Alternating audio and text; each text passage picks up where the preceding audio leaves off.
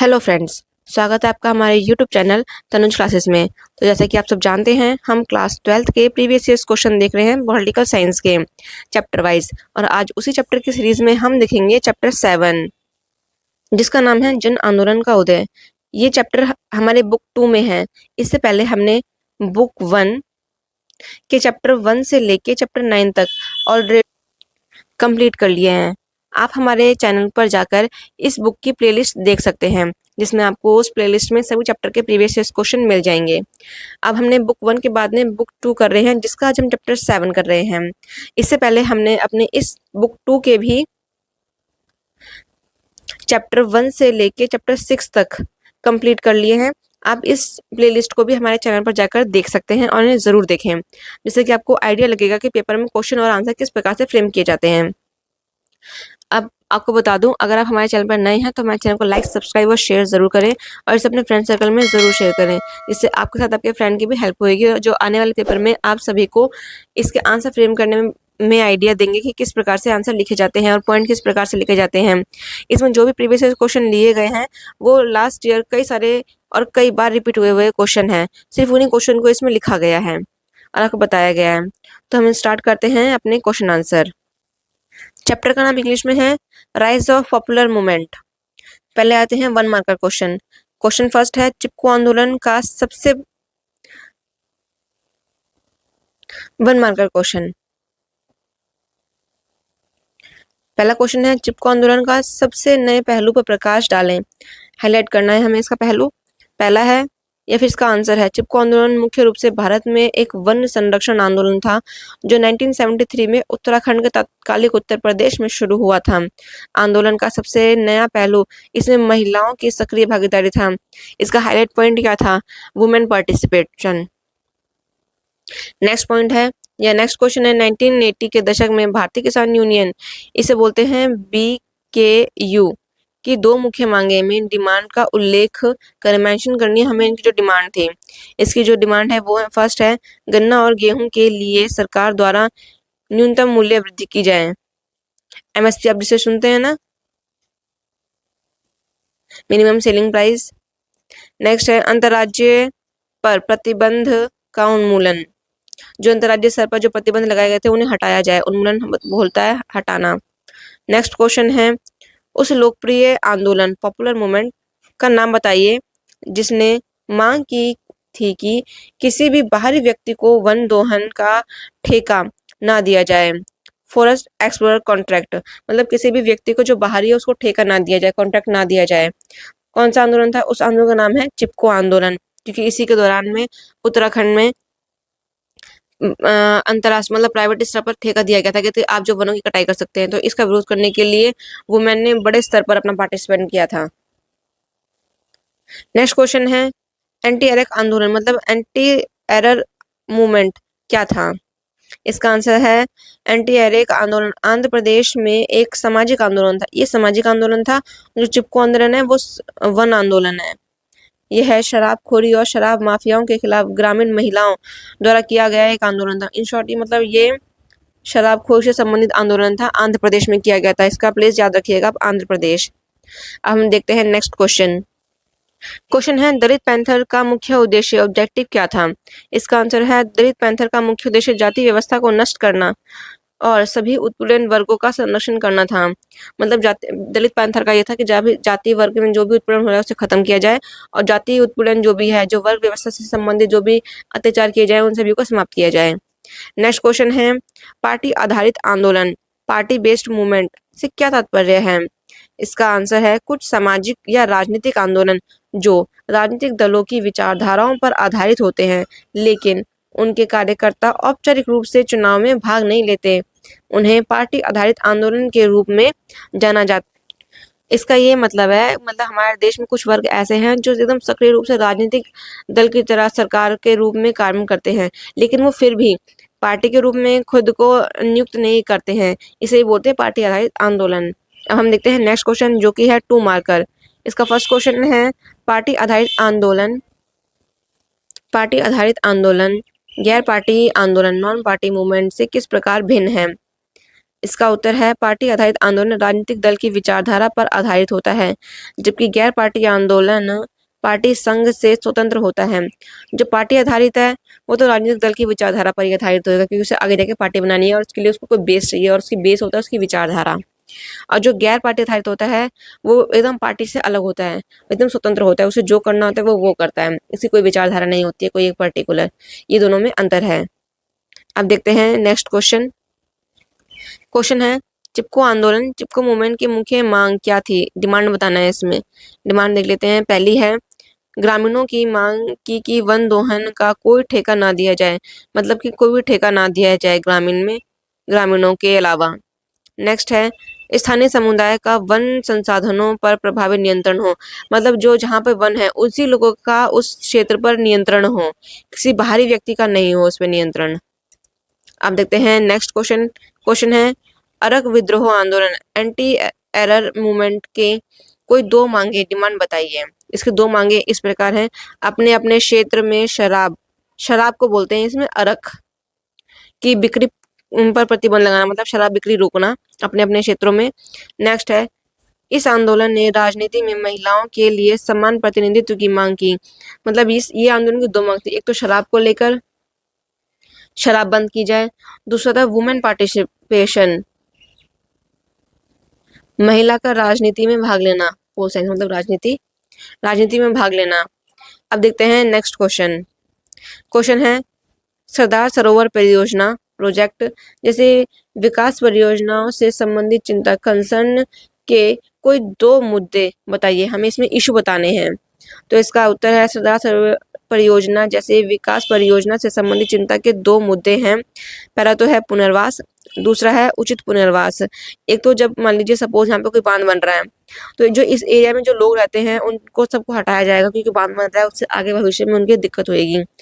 अब जब इन लोगों को हटाया जा रहा है इनके लिए तो पहले ही बात है इनको जो हटाया जाएगा तो इनके लिए कोई कोई बेस कैंप नहीं जहाँ पे ये रह सके, ठीक है, इसे बोलते हैं पुनर्वास, जहाँ पे ये रह सके। इसके लिए इनके वास करने के लिए कोई स्थान नहीं है अभी।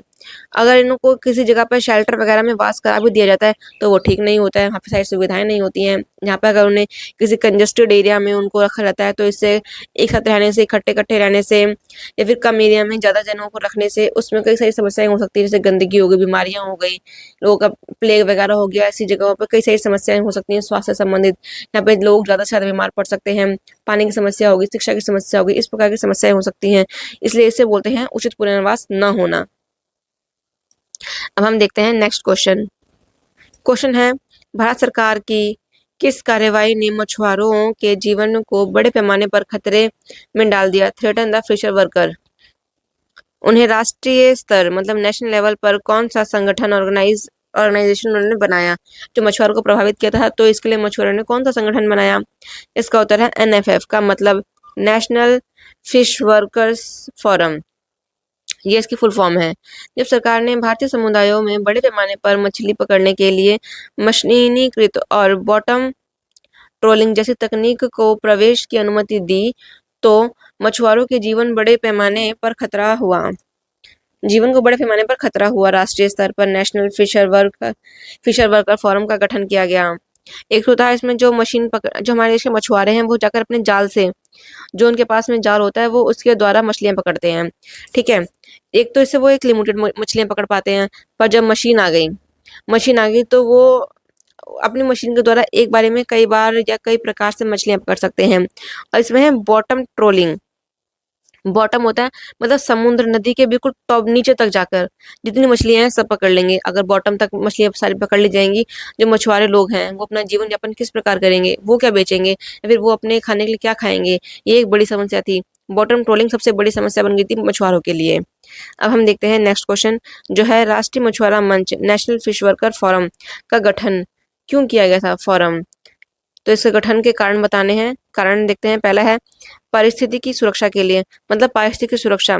एक तो जो बॉटम ट्रोलिंग हो रही थी उससे समुद्री स्तर तक अगर सारी मछलियां ही खत्म हो जाएंगी तो समुद्री जीवन तो एक प्रकार से खतरे में पड़ गया। इससे एक वर्ग खत्म हो जाएगा पशु पक्षी का या जानवर का, तो इससे अन्य उस पर निर्भर रहने वाले अन्य पशु पक्षी भी तो मारे जाएंगे। हमारे जो पारिस्थितिकी तंत्र होता है वो पूरा एक दूसरे पर निर्भर होता है, जिससे कि एक की भी स्थिति इधर उधर होने से पूरी पारिस्थितिकी स्थिति की तंत्र गड़बड़ा सकता है। अब हम देखते हैं इसका नेक्स्ट पॉइंट है मछुआरों के जीवन रक्षा के लिए। अब जब मछुआरे सारी मछली पकड़ेंगी तो फिर मछुआरे क्या पकड़ेंगे अपने जीवन यापन के लिए, क्योंकि मछुआरों का काम तो सिर्फ मछली बेचना ही होता है, इसलिए। नेक्स्ट पॉइंट है दलित पैंथर द्वारा उठाए गए किन्हीं 2 मुद्दों का उल्लेख करें। इन्होंने जो इशू राइज किए थे उनको मेंशन करना है इसमें। तो इसका आंसर है दलित पैंथर दलित युवाओं का एक उग्रवादी संगठन था। पहली बात तो यह उग्रवादी है, मतलब हिंसा भी कर सकता है, जिसका गठन 1972 में महाराष्ट्र में हुआ था। उन्हें 2 मुद्दे उठाए और इस खतरे की खत्म करने की मांग करी। ये मुद्दे निम्न हैं। इन्होंने 2 मुद्दे उठाए थे और उन्हें खत्म करने की मांग की थी, जिसमें से पहला है सतत जाति आधारित असमानताएं, जो हमारे देश में असमानताएं होती है जाति के आधार पर उसे समाप्त किया जाए। दूसरा है समानता और न्याय की संवैधानिक गारंटी के बावजूद दलितों को भौतिक अन्याय का सामना करना पड़ता है। भौतिक अन्याय का सामना करना पड़ता है कि उन्हें अभी भी अपनी ज़रूरतों के लिए दूसरों पर निर्भर रहना पड़ता है और उन्हें अभी भी अपने पुराने काम ही करने पड़ते हैं। अब हम देखते हैं नेक्स्ट क्वेश्चन, जो कि 4 मार्कर क्वेश्चन है। क्वेश्चन है चिपको आंदोलन के किन्हीं 2 सकारात्मक पहलू पॉजिटिव एस्पेक्ट का आंकलन करना है, सेंस बताना है 2 पॉलिटिकल पॉइंट का, पॉजिटिव पॉइंट का। तो पॉइंट है इसके पहला है महिलाओं की भागीदारी। बड़ी संख्या में लोग एकत्र हुए और महिलाओं की भागीदारी इस कार्यक्रम में अद्वितीय थी। स्वतंत्रता के बाद यह पहली बार था जब बड़ी संख्या में महिलाओं ने भागीदारी करी। सबसे ज्यादा महिला की भागीदारी चिपको आंदोलन में देख सकते हैं आप। नेक्स्ट है पर्यावरण आंदोलन। चिपको आंदोलन आजादी के बाद पर्यावरण के प्रति चिंता दिखाने वाला अपनी तरह का पहला आंदोलन था। यह आंदोलन पहला ऐसा आंदोलन था जिसमें जन स्तर पर प्रत्यक्ष जन भागीदारी देखी गई या दिखाई देती है। एक तो पहली बात थी इसमें महिला थी, दूसरा बात है ये पर्यावरण को लेकर मुद्दा था जो स्वतंत्रता के बाद में पहली बार उठाया गया था। एक पर्यावरणीय मुद्दा भी सामने उभर कर आया था कि हमारे देश में जनता के साथ में पर्यावरण को भी सुरक्षित रखना का हमारा भी उतना ही कर्तव्य है जितना कि प्रकृति का स्वयं है। अब हम देखते हैं नेक्स्ट क्वेश्चन है नर्मदा बचाओ आंदोलन की कोई 2 मुख्य मांगे बताइए। डिमांड बतानी है हमें नर्मदा बचाओ आंदोलन की। इसका आंसर देख लेते हैं। सरदार सरोवर परियोजना एक बहुउद्देशीय बांध परियोजना थी जिसके तहत कई बांध बनाने की योजनाएं बनाई गई थी। इसे 3 राज्य मध्य प्रदेश, गुजरात और महाराष्ट्र से होकर बहने वाली नर्मदा नदी और उसकी सहायक नदियों पर बनाया जाना प्रस्तावित था। मतलब ये बांध परियोजना थी इसमें से कई सारे बांध बनने थे और जो 3 राज्यों से जाते हैं मध्य प्रदेश, गुजरात और महाराष्ट्र से। इसका नेक्स्ट पॉइंट है लेकिन नर्मदा को बचाने के लिए नर्मदा बचाओ आंदोलन चलाया गया जिसमें बांध निर्माण का विरोध किया गया और विकास की प्रकृति पर भी सवाल उठाए गए।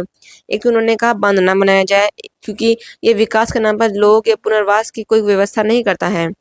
नेक्स्ट पॉइंट है इस परियोजना के तहत 2 बड़े बांध बनाए जाने थे। मतलब नर्मदा बचाओ आंदोलन में 2 बांध बनाए जाने थे। वे थे सरदार सरोवर परियोजना गुजरात में और नर्मदा सागर परियोजना मध्य प्रदेश में। आप इन सभी पॉइंट को अच्छे से याद कर लें, कहाँ पॉइंट बनाए जाने थे गुजरात में और मध्य प्रदेश में। निम्नलिखित कारणों से इस परियोजना की आलोचना की गई। इसके आलोचना वाले पॉइंट हैं। पहला है इस परियोजना की कई पर्यावरणवादियों ने उन लोगों ने आलोचना की जिन्हें इससे नुकसान उठाना पड़ रहा था। इसकी आलोचना किसने की? पहली बात तो उसने जिन्हें इनसे नुकसान होता।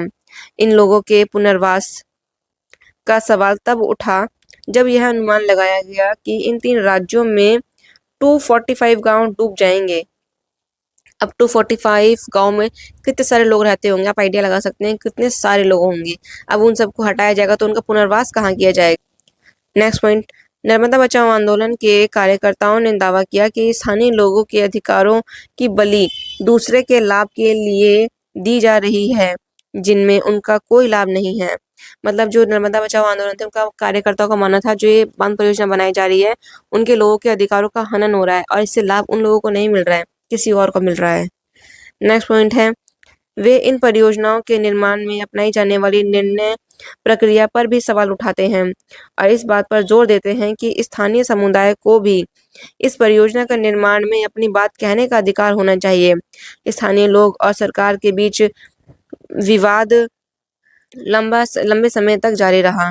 मतलब जो परियोजना वाले लोग थे उन्होंने पहले उन जगह पे जो लोग रह रहे हैं उनसे कोई बातचीत नहीं की थी और उस जगह के लोगों का ये मानना था, जो नर्मदा बचाओ आंदोलन के कार्यकर्ता थे उनका ये मानना था अगर सरकार जिस जगह पर बांध बना रही है उस जगह के लोगों से भी बातचीत करनी चाहिए, वाद विवाद करना चाहिए जिससे कि उसे पता चले कि वहाँ के लोगों की क्या ज़रूरत है, उन्हें किस प्रकार से क्या कार्य करना है, वो आगे जाके क्या करेंगे, उनका पुनर्वास कहाँ होएगा। इस तरह की बातें सरकार को करनी चाहिए थी जो कि नहीं की गई थी। अब हम देखते हैं नेक्स्ट क्वेश्चन। नेक्स्ट क्वेश्चन है 1980 के बाद में भारतीय किसान यूनियन द्वारा की गई किन्हीं 4 मांगों का वर्णन करें। कोई डिस्क्राइब करनी है इनकी 4 डिमांडें बीकेयू की। तो इसकी मांगे हैं 4 इस प्रकार हैं। गन्ना और गेहूं के लिए सरकार द्वारा उच्च आधार मूल्य रखा जाए। कृषि उपज में अंतर्राज्यीय आवाजाही पर प्रतिबंध समाप्त किया जाए। उचित दरों पर बिजली की आपूर्ति की गारंटी दी जाए। किसानों को ऋण पर देय पुनर्भुगतान माफ किया जाए। उनका जो भुगतान है उसे माफ करे सरकार। उचित गारंटी बिजली दे उन्हें। राज्य स्तर पर आवाजाही जो प्रतिबंध कर रखी है उसको हटा दे। और सरकार उच्च आधार मूल्य रखे, उच्च बेस मूल्य रखे, जिससे कि उनकी कीमतें जो अधिक हो और उनका जो किसान की जो फसल है वो अधिक कीमतों पर बिक सके। अब देखते हैं नेक्स्ट पॉइंट है किसानों के लिए सरकारी पेंशन का प्रावधान किया जाए। जो सरकार है वो किसानों के लिए पेंशन का प्रावधान करे। अब हम देखते हैं नेक्स्ट क्वेश्चन। इससे पहले आपको बता दूं, अगर आप हमारे चैनल पर नए हैं तो हमारे चैनल को लाइक, सब्सक्राइब, शेयर जरूर करें। इसे अपने फ्रेंड सर्कल में भी शेयर करें, जिससे कि आप सभी को आने वाले पेपरों में हेल्प मिल सके क्वेश्चन आंसर फ्रेम में। तो क्वेश्चन है लोकप्रिय आंदोलन, पॉपुलर मूवमेंट के महत्व पर प्रकाश डालिए। इसमें हाईलाइट बताना है हमें पॉपुलर मूवमेंट का। तो इसका महत्व देखते हैं। पहला है लोकप्रिय आंदोलन द्वारा समूह और उसकी मांगों का प्रभावी प्रतिनिधित्व सुनिश्चित किया जाता है। मतलब समूह की मांगों को बताया जाता है। नेक्स्ट है लोकप्रिय आंदोलन से गहरे सामाजिक संघर्षों की संभावनाएं कम हो जाती है। जब लोकप्रिय जो आंदोलन होते हैं उससे जो भावी संघर्ष होते हैं उसको कम किया जा सकता है। लोकप्रिय आंदोलन लोगों को उनके अधिकारों के प्रति जागरूक करता है। जो ये लोकप्रिय आंदोलन होते हैं वो लोगों को उनके अधिकारों के बारे में बताते हैं कि तुम्हारे क्या क्या अधिकार हैं। नेक्स्ट है लोकप्रिय आंदोलन समान समस्या, मांग और अपेक्षाओं वाले लोगों के करीब आने में मदद करते हैं। अब नेक्स्ट क्वेश्चन है दलित पैंथर नामक संगठन ऑर्गेनाइजेशन की स्थापना कब और कहाँ हुई। इसकी किन्हीं 3 गतिविधियों का वर्णन करें। इसकी एक्टिविटीज बतानी है हमें दलित पैंथर की। तो इसका आंसर है दलित पैंथर 1972 में महाराष्ट्र में दलित युवाओं द्वारा गठित एक उग्रवादी संगठन था। एक तो पहली बात यह उग्रवादी संगठन था। दलित पैंथर दलितों के संघर्षों का एक हिस्सा था। दलित को लंबे समय तक समाज के उच्च वर्ग द्वारा अत्याचार और अपमान का सामना करना पड़ रहा था। दलित पैंथर मतलब दलित वर्गों का समूह था और ये उग्रवादी समूह था जिनका मानना था कि हमारे साथ आज भी अत्याचार किया जा रहा है। नेक्स्ट पॉइंट है 1970 के दशक के शुरुआत में पहली पीढ़ी के दलित स्नातकों मतलब ग्रेजुएट ने उनके प्रति समाज में ऐसे अस्वीकार्य व्यवहार के खिलाफ विरोध करने का फैसला किया और उनकी मुख्य गतिविधियां इस प्रकार थी। पहला है उन्होंने कई ऐसी चीजों की मांग की जिनकी गारंटी तो उन्हें दी गई थी लेकिन कभी उन्हें लागू नहीं की गई। जैसे कि आरक्षण की नीति, उनकी गारंटी जिसकी गारंटी उन्हें दी गई थी लेकिन कभी प्रभावी ढंग से लागू नहीं की गई। उनकी पहली मांग उन नीतियों को लागू करना था जो सरकार ने उन्हें बेहतरी के लिए बनाई है। मतलब इनकी पहली मांग थी जो उन्हें दी तो गई है पर उन्हें मिली नहीं है। मतलब उनके आरक्षण की नीति जैसे इसमें एग्जाम्पल दिया गया है। नेक्स्ट है सरकार द्वारा अस्पृश्यता पर रोक लगाने के बाद भी ऐसी प्रथाएं समाज में समाप्त नहीं हुई हैं। दलितों को अपमान का सामना करना पड़ता है। उनकी मांग थी कि ऐसी कुप्रथाओं का समाप्त किया जाए। हमारे देश के संविधान में हमारे मौलिक अधिकारों में से एक है अस्पृश्यता पर रोक लगाना, जिसको बनाया तो गया पर आज तक लागू नहीं किया गया। इसके बावजूद भी, संविधान में लिखे होने के बावजूद भी इन सभी दलितों को इनका सामना करना पड़ता है। नेक्स्ट पॉइंट है दलित महिलाएं उच्च जाति के पुरुषों की ऐसी हरकतों का सबसे ज्यादा शिकार हुई हैं। दलित पैंथर ने रिपब्लिक पार्टी ऑफ इंडिया से मांग की लेकिन उन्हें हाशिए पर रखा गया। मतलब उच्च दलित वर्गों की जो महिलाएं हैं उनके साथ जो अत्याचार होते हैं उसको भी इसमें हाईलाइट किया गया। दलित पैंथर ने अपनी आवाज को मजबूत बनाने के लिए जनता का समर्थन हासिल करने का फैसला किया।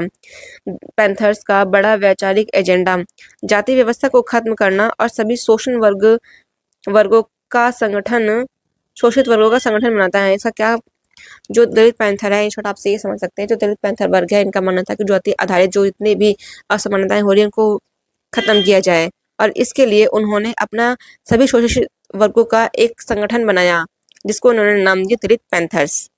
अब हम नेक्स्ट क्वेश्चन देखते हैं। अब जो क्वेश्चन है वो 6 मार्कर है। इसका पहला क्वेश्चन है लोकप्रिय आंदोलन पॉपुलर मूवमेंट के किन्हीं 6 लाभ एडवांटेज बतानी है हमें इसमें।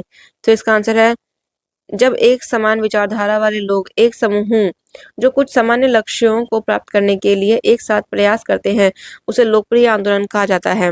लोकप्रिय आंदोलन से सीखे गए लाभ या सबक हैं। पहली बात तो लोकप्रिय आंदोलन क्या है? इसका लोकप्रिय आंदोलन वो होते हैं जिसमें जो इस लोग जुड़ते हैं उन सभी की एक विचार होती है या फिर एक विचारधारा होती है, समान विचारधारा होती है और सभी का लक्ष्य एक ही होता है और वो सब एक साथ उसे प्राप्त करना चाहते हैं। ठीक है, अब इसका सबक देख लेते हैं हम। फर्स्ट पॉइंट है, यह आंदोलन हमें लोकतांत्रिक राजनीति की प्रकृति को बेहतर ढंग से समझने में मदद कराते हैं। मतलब ये लोकतंत्र के बारे में हमें जानकारी देते हैं। नेक्स्ट है, यह आंदोलन दलित राजनीति की कार्यप्रणालियों के कुछ समस्याओं को दूर करने के लिए शुरू हुए। मतलब ये स्टार्टिंग किस लिए हुई? दलित वर्गों की समस्या को दूर करने के लिए और इन्हें हमारी लोकतांत्रिक राजनीति के अभिन्न अंग के रूप में देखा जाने लगा। धीरे धीरे जैसे इन्होंने कार्यक्रम अपने या कार्य करते गए, उससे लोकप्रिय होते गए और ये राजनीति के अभिन्न अंग बन गए।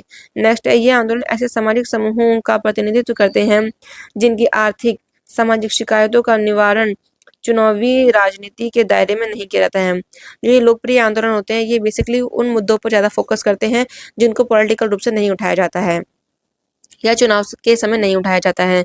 नेक्स्ट है, लोकप्रिय आंदोलन ने विविध समूहों और उनकी मांगों का प्रभावी प्रतिनिधित्व सुनिश्चित किया है। मतलब जो ये आंदोलन होते हैं, इनके विविध समूह होते हैं, इनकी मांगें भी प्रभावी होती हैं। नेक्स्ट है, लोकप्रिय आंदोलन में सक्रिय भागीदारी के नए रूपों का सुझाव देते हैं और इस प्रकार भारतीय लोकतंत्र में भागीदारी के विचार को व्यापक बनाया है। मतलब जो सक्रिय भागीदारी एक तो ये लोग ही सुनिश्चित करते हैं। नेक्स्ट पॉइंट है, इन आंदोलनों के कुछ आलोचक अक्सर तर्क देते हैं कि हड़ताल, धरना और रैली जैसी सामूहिक कार्यवाही सरकार के कामकाज को बाधित करती हैं, निर्णय लेने में देरी करती हैं और लोकतंत्र के कार्यप्रणाली को अस्थिर करती हैं। जो ये लोकप्रिय आंदोलन है, ये अपनी मांगे सरकार तक कैसे पहुंचाते हैं, उसके लिए ये हड़ताल, धरना, रैलियों का प्रयोग करते हैं। इससे राजनीतिक रूप से कार्यप्रणाली प्रभावित होती है। अब हम देखते हैं नेक्स्ट पॉइंट। नेक्स्ट क्वेश्चन है, सरदार सरोवर परियोजना क्या है? इस परियोजना की सफलता होने के क्या लाभ होने की उम्मीद थी? इसके साथ जुड़े पुनर्वास और पुनर्वास के मुद्दों को भी बताइए। तो इसका आंसर देख लेते हैं। इसका आंसर है, सरदार सरोवर परियोजना एक बहुउद्देशीय बांध परियोजना थी। पहली बात तो यही है, ये बांध परियोजना थी। इसके तहत कई बड़े बांध बनाने की योजना थी। इसके निर्माण नर्मदा बचाओ आंदोलन और इसकी सहायक नदियों पर किया जाना था, जो 3 राज्य मध्य प्रदेश, गुजरात और महाराष्ट्र से होकर बहती थी। ये 3 राज्य आपको याद रखने नर्मदा के लिए। लेकिन नर्मदा को बचाने के लिए नर्मदा बचाओ आंदोलन नाम का एक आंदोलन चलाया गया। इसमें बांध निर्माण का विरोध किया गया और विकास की प्रकृति पर भी सवाल उठाए गए। इसमें बताया गया, यह परियोजना के तहत 2 बड़े बांध बनाए जाने थे। वे थे सरदार सरोवर परियोजना, दूसरा था नर्मदा सागर परियोजना। ये गुजरात और मध्य प्रदेश में बनाए जाने थे। निम्नलिखित कारणों से इस परियोजना की आलोचना की गई। क्यों की गई थी? यह परियोजना की कई पर्यावरणवादियों और उनके लोगों ने आलोचना की थी, जिन्हें इन्हें नुकसान उठाना पड़ रहा था। इन लोगों के पुनर्वास का सवाल तब उठा जब यह अनुमान लगाया गया कि इन 3 राज्यों में 245 गांव डूब जाएंगे। नेक्स्ट पॉइंट, नर्मदा बचाओ आंदोलन के कार्यकर्ताओं ने दावा किया कि स्थानीय लोगों के अधिकारों की बलि दूसरे के लाभ के लिए दी जा रही है, जिसका उनका कोई लाभ नहीं है। मतलब ये इसके नेगेटिव पॉइंट है। तो लोगों का पुनर्वास जिनका किया जाएगा उनके बारे में बताया ही नहीं है और उनके कार्यकर्ताओं को ऐसे लोगों को ऐसा काम दिया गया जिससे इनको कोई फर्क नहीं पड़ता, उस जगह पर रहने वाले लोगों को फर्क पड़ता है। ऐसे देखते हैं नेक्स्ट पॉइंट है, वे उन परियोजनाओं के निर्माण में अपनाई जाने वाली निर्णय प्रक्रिया पर भी सवाल उठाते हैं और इस बात पर जोर देते हैं कि स्थानीय समुदाय को भी इन परियोजनाओं के निर्माण में अपनी बात कहने का अधिकार होना चाहिए। स्थानीय लोग और सरकार के बीच विवाद लंबे समय तक जारी रहा। मतलब कार्यकर्ता को ये कहना था कि जो उसमें भाग ले रहे हैं, मतलब जो लोग वहां से स्थापित होंगे, पुनर्वास किया जाएगा जिनका, उनसे भी इस बारे में पहले पूछ लेना चाहिए था कि उन्हें क्या क्या प्रभाव होएगा इससे। अब हम देखते हैं नेक्स्ट क्वेश्चन। क्वेश्चन है, आंध्र प्रदेश के अरक विरोधी आंदोलन एंटी अरक मूवमेंट से जुड़े मुद्दों का वर्णन करें जिसने पूरे देश का ध्यान खींचा। इसका उत्तर है, अरक विरोधी आंदोलन यह है परिवार में पुरुषों द्वारा अरक नामक स्थानीय शराब, ये अरक एक स्थानीय शराब है, के सेवन के खिलाफ एक आंदोलन था। महिलाएं इस आंदोलन की मुख्य भागीदार होने के साथ साथ पीड़ित भी थीं। अरक के दुष्प्रभावों ने परिवार की अर्थव्यवस्था को बर्बाद कर दिया और घरेलू हिंसा का भारी बोझ महिलाओं को उठाना पड़ा। आसपास के गांव में महिलाएं एकत्रित हुईं और उन्हें एहसास हुआ कि वे अकेली नहीं थीं जो इस दुख से गुजर रही थी। अन्य परिवार में भी यही स्थिति थी। मतलब जो ये अरक विरोधी आंदोलन था, ये बेसिकली महिलाओं द्वारा किया गया था अपने पुरुषों को शराब जैसी बुरी आदतों से छुड़ाने के लिए। अब नेक्स्ट पॉइंट देखते हैं। उन्होंने अपने घर से बाहर मुद्दों पर चर्चा करने का फैसला किया। उन्हें यह सार्वजनिक मुद्दा लगा। व्यक्तिगत समस्या सार्वजनिक हो गई। यह पहली बार था जब परिवार के निजी मामले पर सार्वजनिक रूप से चर्चा की गई। ये अरक विरोधी आंदोलन किससे संबंधित है? ये एक जो निजी मामला है उसको सार्वजनिक बनाया गया है। जो एक निजी मामला ना होगा, एक सार्वजनिक मामला है, क्योंकि पुरुष तो सभी घरों में होते हैं और शराब भी सभी घरों में जाएगी लगभग, इसलिए। अब देखते हैं नेक्स्ट। जिन मुद्दों पर एंटी अरक आंदोलन में महिला आंदोलन बनाए गए थे, उनमें से 2 मुद्दे जिन्हें एंटी अरक आंदोलन में महिला आंदोलन बना दिया वे हैं। पहला है घरेलू हिंसा। इन महिलाओं द्वारा उठाया गया एक प्रमुख मुद्दा था। महिलाओं के साथ असमान व्यवहार और अन्याय पूरे देश में आम बात थी। नेक्स्ट है, एक छोटे से गांव में स्थानीय मुद्दे पर उठा आंदोलन शहरी इलाकों तक पहुंच गया। विरोध की शुरुआत के साथ ही मांग तेज हो गई। महिलाओं ने राजनीतिक कार्यकर्ताओं में आरक्षण राजनीतिक कार्यालयों में आरक्षण की मांग की और कुछ समय बाद संविधान में 73वें 74वें संशोधन को पेश किया गया, जिसमें स्थानीय राजनीति में महिलाओं के आरक्षण की मांग की गई। बेसिकली ये जो मूवमेंट किया गया था, ये महिलाओं द्वारा किया गया था, जो कि एक सार्वजनिक निजी मुद्दा ना होकर सार्वजनिक मुद्दा था। और इसके क्या लाभ थे, सॉरी लाभ बोल रही हूँ, इसकी हानि क्या क्या थी या फिर इसके मुद्दे क्या था, मेन क्यों ये मुद्दा उठा था। एक इसका पहला मुद्दा था घरेलू हिंसा, जो कि एक सार्वजनिक मुद्दा है। और इसमें जो महिलाएं हैं, इन्होंने बड़े स्तर पर जाकर यह मांग भी की कि महिलाओं को राज्य स्तर पर, सॉरी राजनीतिक स्तर पर भी उनको कार्यालय में भाग लेने के लिए उनके आने की अनुमति दी जाए, उनको भी आरक्षण दिया जाए। इस प्रकार ये महिलाओं द्वारा किया गया एक बहुत महत्वपूर्ण आंदोलन था आंध्र प्रदेश में। अब हम देखते हैं नेक्स्ट क्वेश्चन। क्वेश्चन है सूचना का अधिकार, राइट टू इन्फॉर्मेशन के लिए आंदोलन की यात्रा जर्नी का वर्णन करें जो अंततः एक अधिनियम यानी कि आरटीआई अधिनियम 2005 के रूप में परिणत हुई।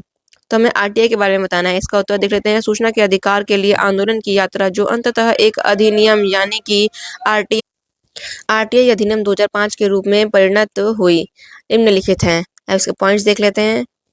इसके पॉइंट है, यह आंदोलन 1990 के दशक में शुरू हुआ, जब राजस्थान में मजदूर किसान शक्ति संगठन, इसका है MKSS नामक एक जन संगठन ने अकाल राहत कार्यों के रिकॉर्ड और मजदूरों के खाते की मांग करने की पहल की। यह आंदोलन शुरू हुआ था 1990 के दशक में राजस्थान में। किसके द्वारा?